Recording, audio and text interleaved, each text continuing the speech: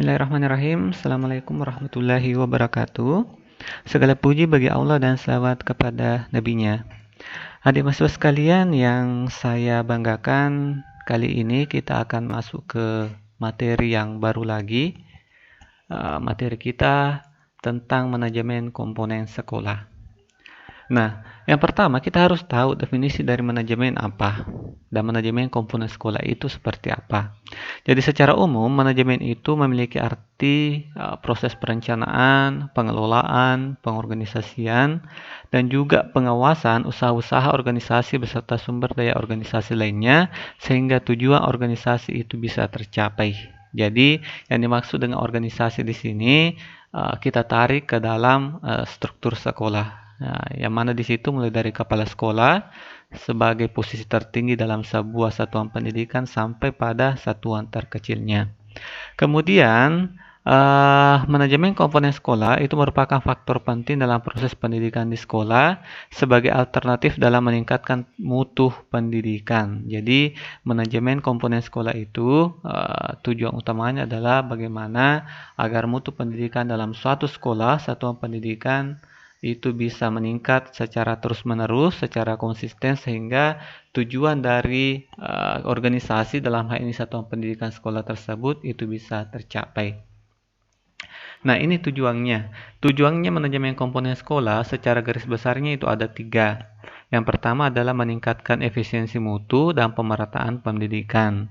Jadi yang dimaksud dengan mutu di sini, efisiensi di sini bukan cuma pada persoalan efisiensi dana, efisiensi peralatan, kemudian efisiensi waktu, dan segala jenis efisiensi yang lain.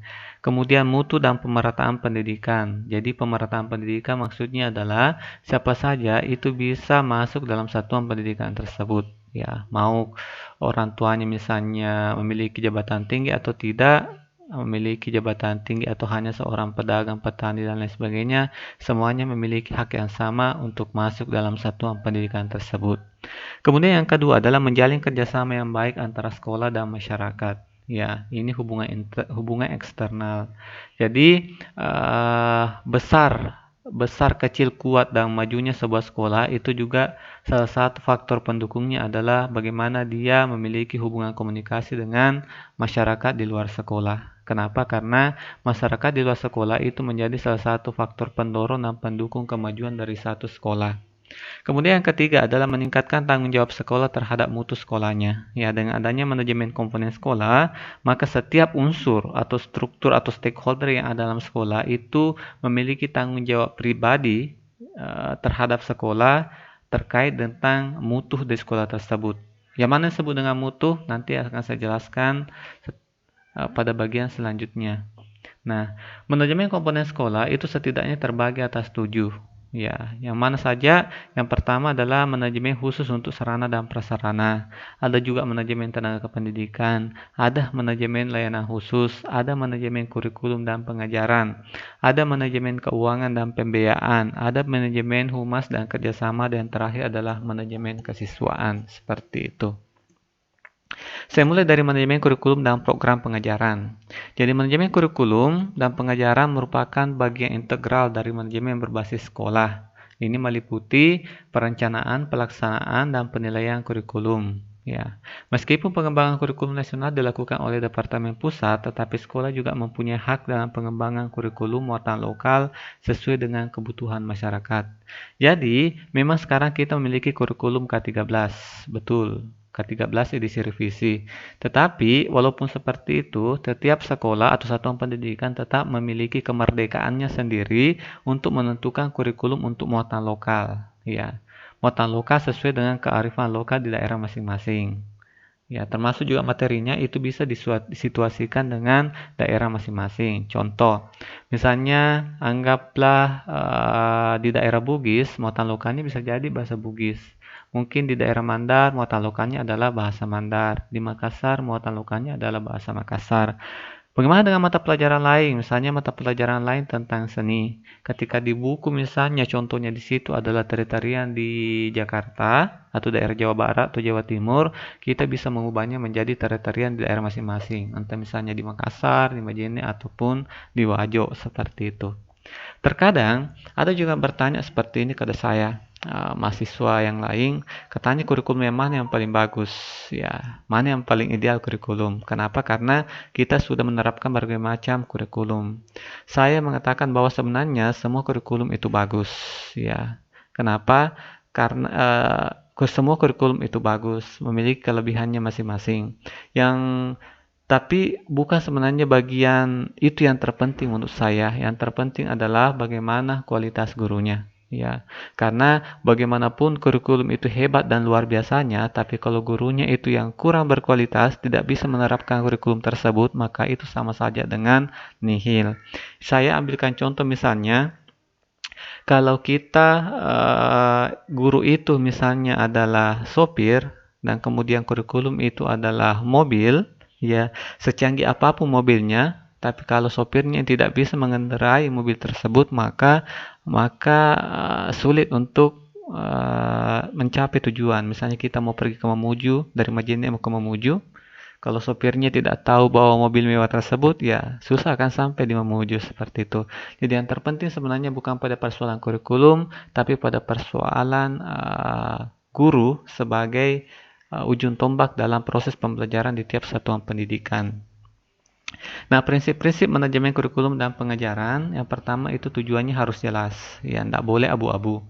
Kemudian program harus sederhana dan fleksibel. Ini bisa menggunakan memanfaatkan ilmu pengetahuan dan teknologi. Kemudian program disusun harus sesuai dengan tujuan yang ditetapkan. Setiap sekolah itu memiliki tujuan yang jelas, garis-garis tujuan yang jelas, dan itu tidak boleh melenceng dari itu. Kemudian program bersifat menyeluruh, universal. Jadi ini bukan hanya satu bagian saja yang kemudian terdampak oleh program tersebut, tapi seluruh stakeholder, seluruh bagian, seluruh aspek yang dalam sekolah itu harus mendapatkan treatment tersebut. Kemudian adanya koordinasi antar komponen pelaksana program. Ya, ini stakeholder yang satu dengan stakeholder yang lain itu harus memiliki atau menjalin komunikasi yang baik. Kemudian yang kedua, manajemen tenaga kependidikan. Dalam hal ini guru dan staf TU. Ya, tujuannya adalah untuk mendaya-gunakan tenaga pendidikan secara efektif dan efisien untuk mencapai hasil yang maksimal. Di mana tujuan akhirnya itu adalah kita ingin mencapai hasil yang maksimal. Manajemen tenaga kependidikan itu mencakup mulai dari perencanaan pegawai, penerimaan, pembinaan, promosi, sampai dengan pemberhentian. Kemudian yang ketiga adalah manajemen kesiswaan. Manajemen kesiswaan adalah segala peraturan dan perbuatan yang berkenaan dengan peserta didik. Jadi ini hubungannya dengan siswa atau peserta didik, mulai dari peserta didik di pagi hari masuk ke sekolah sampai dia lulus di sekolah tersebut. Mulai dari pertama kali dia menginjakkan kaki di sekolah tersebut dengan status sebagai siswa sampai ia lulus dari sekolah tersebut dan menyandang predikat sebagai alumni. Jadi ini berlaku selama jenjang waktu tersebut. Tujuannya adalah yang pertama adalah meningkatkan pengetahuan dan keterampilan. Begitu juga dengan psikomotor. Pengetahuan itu terkait dengan otak, keterampilan itu terkait dengan keahlian, dan psikomotor itu terkait dengan prakteknya. Kemudian pengembangkan bakat siswa. Ya, biasanya ini dalam bentuk eskul. Kemudian menyalurkan aspirasi, harapan, dan memenuhi kebutuhan siswa. Ini biasanya dilakukan dalam bentuk angket, kemudian survei, kemudian jejak pendapat, kemudian kotak saran, dan seterusnya. Kemudian siswa diharapkan mendapat kebahagiaan dan kesejahteraan hidup. Ya, sekiranya ini jelas. Kemudian selanjutnya adalah manajemen keuangan dan pembiayaan, uang dan biaya. Ini merupakan salah satu sumber daya yang sangat penting, ya, sangat penting dalam menunjang peningkatan mutu pendidikan dan yang menangani secara khusus tugas yang berkenaan dengan keuangan. Kalau di sekolah itu kan sudah ada dana BOS, ya, dana BOS yang kemudian mencoba untuk membiayai segala pengeluaran atau pembiayaan yang dibutuhkan oleh satu satuan pendidikan. Kalau SMA kalau tidak salah 1.500.000 per siswa per tahun. Ya, jadi semakin banyak siswanya, semakin banyak dana bosnya. Seperti itu. Dan dana bos ini itu tentu saja harus diprioritaskan sesuai dengan panduan yang ada. Tidak boleh dialihkan begitu saja. Termasuk juga ini yang sangat penting karena kalau dana tidak ada, maka pasti kegiatan-kegiatan di sekolah itu sulit tercapai. Misalnya ada alat lab yang rusak, kemudian bahan lab yang habis, kemudian cat sekolah yang sudah usang, kemudian rumput yang terlalu tinggi tidak ada yang memangkasnya, itu kan butuh biaya semua. Termasuk juga kegiatan-kegiatan keorganisasian misalnya eskul, kemudian kegiatan OSIS dan seterusnya. Kemudian prinsip manajemen keuangan itu sumber dana yang tidak sedikit. Ya, butuh memang dana yang banyak, kemudian dana dimanfaatkan secara efektif dan efisien. Jadi selalu ada kata efektifnya dan ada juga efisiennya. Kemudian didasari pada aturan perundang-undangan, ini saya bilang tadi ada panduannya. Kemudian pelaksanaan melibatkan kepala sekolah dan tenaga pendidik. Ya, jadi yang terlibat itu kepala sekolah sebagai penanggung jawab dan tenaga pendidik sebagai eksekutor. Lanjut, manajemen sarana dan prasarana. Ini terkait tentang alatnya, ya peralatannya. Jadi ada perbedaan antara sarana dan prasarana. Ini perlu saya sampaikan. Jangan sampai ada yang menyamakan antara sarana dan prasarana. Jadi sarana pendidikan itu adalah segala bentuk peralatan dan perlengkapan yang digunakan dalam proses belajar mengajar. Contoh, meja, kursi, papan tulis, ruang kelas, dan lain-lain. Sedangkan prasarana pendidikan itu adalah fasilitas yang secara tidak langsung digunakan dalam proses belajar, seperti halaman, taman, jalan menuju sekolah, dan lain-lain. Ya. Jadi ini perbedaan yang sangat signifikan antara sarana dan prasarana. Sarana itu langsung dalam proses belajar mengajar, sedangkan prasarana itu menunjang proses belajar mengajar, seperti itu secara tidak langsung. Kemudian fokus manajemen sarana prasarana adalah merencanakan kebutuhan fasilitas. Ya, segala fasilitas yang dibutuhkan sekolah itu mesti terencana dengan baik. Kemudian mengelola pengadaan fasilitas sesuai dengan aturan. Ya, ketika fasilitas itu sudah ada atau diadakan, maka harus dikelola dengan baik. Jangan disimpan sembarangan. Itu akan cepat rusak, bisa jadi hilang. Ya, kemudian mengelola pemeliharaan fasilitas, ya disimpan di tempat yang aman, kemudian dirawat seperti itu. Kemudian mengelola kegiatan inventaris sarana prasarana sesuai dengan pembukuan yang berlaku, jadi dibukukan. Kemudian selanjutnya adalah token tugas. Jadi adik sekalian, ini ada token untuk mengerjakan tugas untuk pertemuan ke-7. Tokennya adalah 2547EA. EA itu huruf besar semua ya.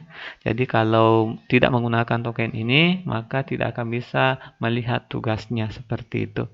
Tugasnya ada 5 nomor setelah memasukkan token ini di Google Form yang sudah disediakan.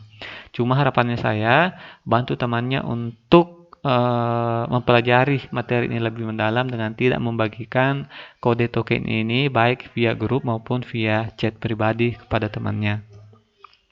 Lanjut, manajemen hubungan sekolah dengan masyarakat. Ya, sekolah yang berada di tengah-tengah masyarakat mempunyai dua fungsi. Yang pertama adalah memelihara warisan nilai-nilai yang ada dalam masyarakat dengan menjaga kelestarian nilai budaya yang positif. Jadi yang positif saja ya, yang negatif tidak.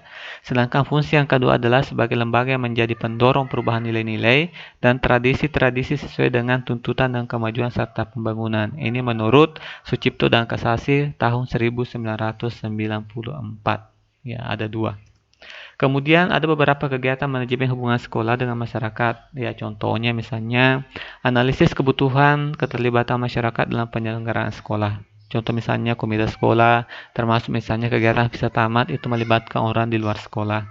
Kemudian penyusunan program hubungan sekolah dengan masyarakat, ini mesti disusun dengan baik, harus terstruktur dengan baik, harus terencana dengan baik. Kemudian pembagian tugas melaksanakan program sekolah dengan masyarakat, ini yang saya bilang tadi, ada program-program tertentu yang disiapkan memang untuk masyarakat. Ini terkait dengan program sekolah. Kemudian menciptakan hubungan dengan orang tua peserta didik. Ya, contohnya bagaimana? Biasanya setiap hari pertama sekolah, orang tua siswa diminta untuk hadir di sekolah untuk mengantar anaknya. Kemudian contoh yang lain misalnya ketika penerimaan rapor, orang tuanya diundang untuk menyaksikan anaknya untuk menerima rapor. Kemudian mendorong orang tua menyediakan lingkungan belajar yang efektif. Jadi orang tua walaupun misalnya siswa itu sudah disekolahkan di sekolah, tapi orang tua juga harus menyiapkan atau menyediakan sebuah lingkungan belajar efektif ketika anaknya itu sudah pulang dari sekolah. Ya, kenapa? Karena setengah mati orang guru sudah memberikan yang terbaik terhadap anaknya di sekolah, tapi kalau misalnya siswa tersebut keluar dari lingkungan sekolah, kembali ke rumahnya, dan lingkungan belajar di sana itu tidak efektif, itu akan mengurangi sumbangsi dalam proses perkembangan belajar anak tersebut.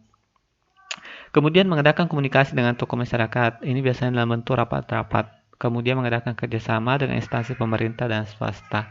Biasanya ini dalam bentuk MOU atau Memorandum of Understanding. Dan ini memang penting sekali. Jadi ada kerjasama misalnya dengan puskesmas, dengan kepolisian, dengan pihak kecamatan, kelurahan, desa, dan seterusnya. Kemudian manajemen layanan khusus. Manajemen layanan khusus ini meliputi penyediaan perpustakaan. Jadi ini khusus ya, khusus untuk perpustakaan, unit kesehatan keamanan sekolah, dan lain-lain.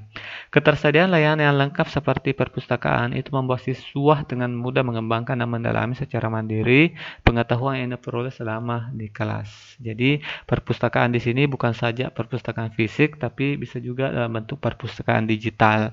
Sekarang kan sudah era 4.0, perpustakaan dalam bentuk fisik ya itu bagus dan memang efektif di masa yang dulu, tetapi untuk saat sekarang ada yang disebut dengan perpustakaan digital dan saya rasa itu lebih cepat. Apa yang kita cari itu cepat ditemukan. Ya, itulah kita cukup koleksi-koleksi buku-buku yang penting dan kemudian disimpan dalam satu folder Google Drive misalnya, dan kemudian itu kita simpan dalam bentuk digital, bisa diakses kapan saja, di mana saja, 24 jam non-stop seperti itu. Termasuk juga unit kesehatan itu harus disiapkan, jangan sampai misalnya ada siswa yang pingsan ketika upacara atau apa dan seterusnya. Termasuk juga keamanan sekolah. Keamanan sekolah itu penting, jangan sampai misalnya ada pihak luar yang tidak bertanggung jawab yang mencoba ingin mengganggu kondisi keamanan di sekolah seperti itu. Terima kasih. Sekira seperti itu saja untuk materi kita untuk pertemuan kali ini. Saya akhiri dengan ucapan billahi taufiq wal hidayah. Assalamualaikum warahmatullahi wabarakatuh.